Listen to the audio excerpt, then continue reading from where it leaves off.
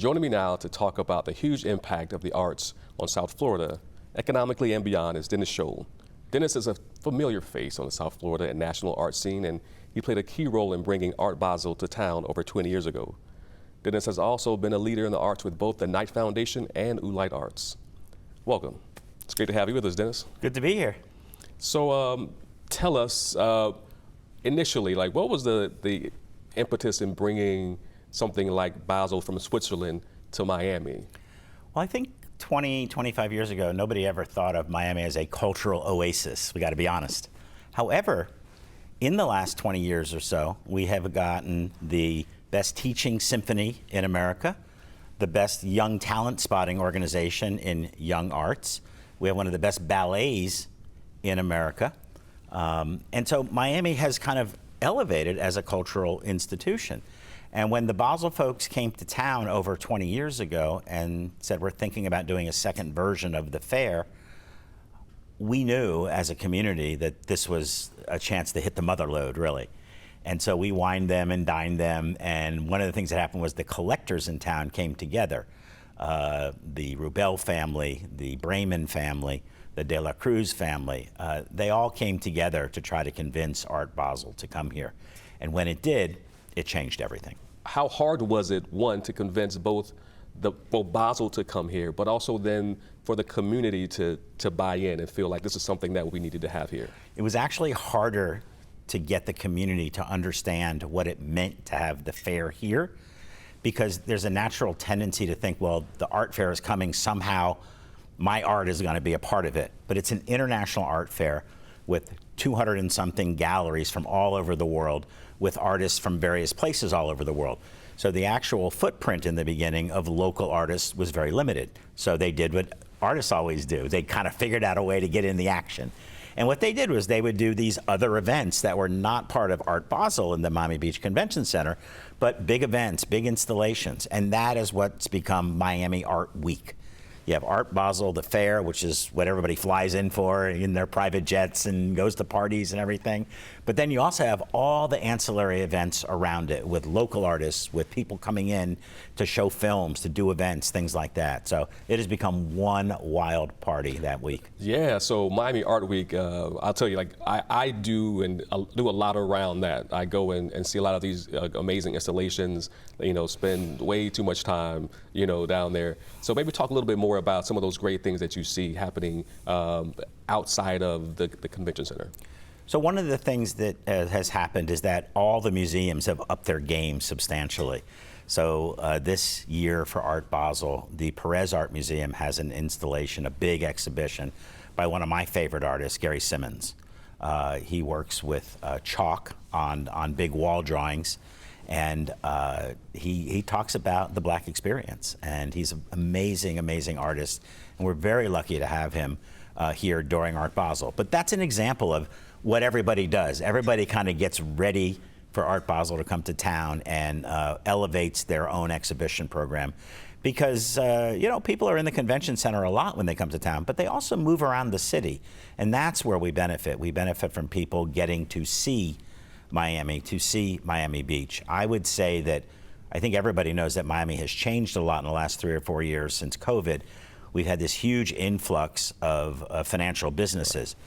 I would say in some part that is because people would have come down before that, seen Miami for a few days during Art Basel and said, I could live here. And they have, and they've come. Yeah, a lot of them, a lot of them.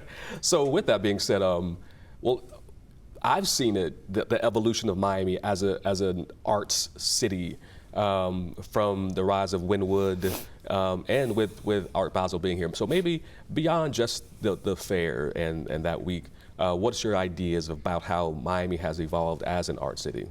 Well, I think the big thing we're always shooting for is to make sure that Miami is an art city more than those 5 days when the fair is in town. Got to take care of the other 360 days. And there are a number of organizations that have helped do that. Our Miami-Dade County government is one of the largest art funders on a per capita basis of any county government in the country. So they have always stepped up. You couple that with a community that has the Knight Foundation, which has put over $200 million into arts in Miami-Dade County over the last dozen or so years. And then there are other organizations. I happen to have run up until recently an organization called Oolite Arts that you mentioned, and we work with individual artists. And we also put money out to individual artists to help keep them going. So there's this great safety net that has been built over the last couple of decades for working artists in our community.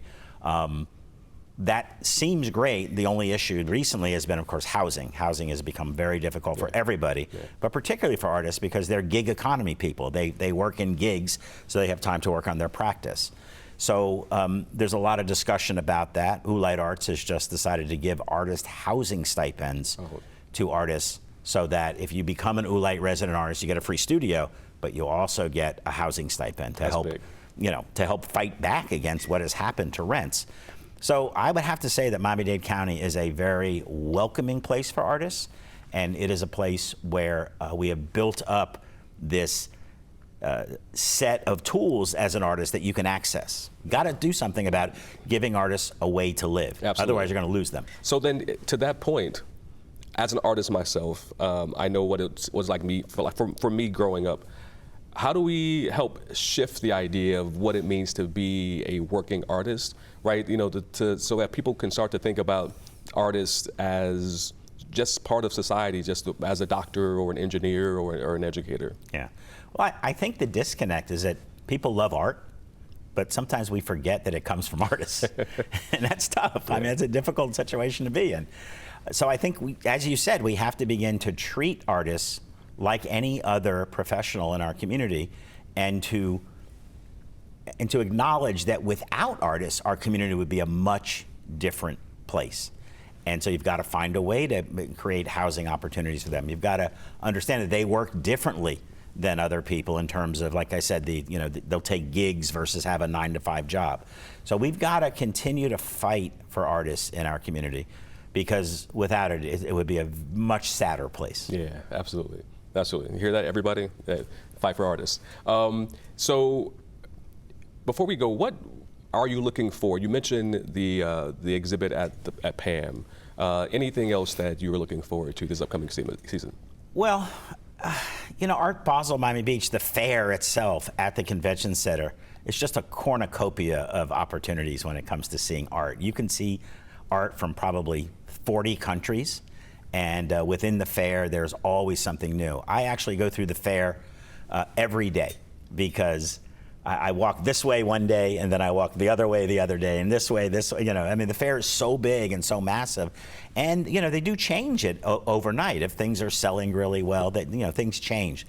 So I have to confess that I spend most of my time at the art fair itself. The other two fairs that I really enjoy going to are called Untitled, and that's right on the beach on 12th Street, and just off of Ocean Drive. There's a big tent right on the beach. They build it. And then a really young fair where you see artists that someday will be in the main fair is one called Nada, which is a fair that's on 14th Street at the City of Miami. It's across the bay. Both of those are really fun, really young, and you can find something you can afford. Art comes at all levels and all prices, and so in those fairs, it's pretty easy to find something really cool. Dennis, thank you so much for joining us, and hopefully I'll see you down at the fair. We'll see you down there, and come by and see the collection. We'd love to have you. I sure will.